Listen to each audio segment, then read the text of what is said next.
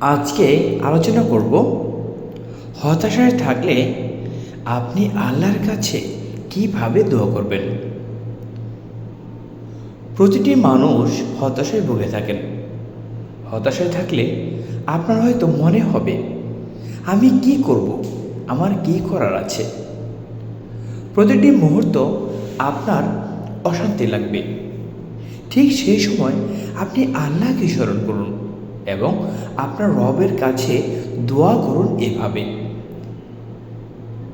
হে আল্লাহ, জীবনের এই কঠিন যুদ্ধে আমি যে বড় ক্লান্ত, হৃদয়টা ভারী হয়ে আছে অজানা কষ্টে। হে আমার রব, আমাকে নিরাশ করেন না।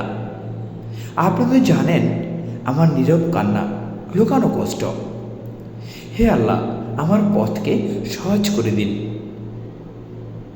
আমি অভাবী বান্দা, আপনি ছাড়া কেউ নেই। আপনি সকল প্রয়োজন আমাকে মিটিয়ে দিতে পারবেন।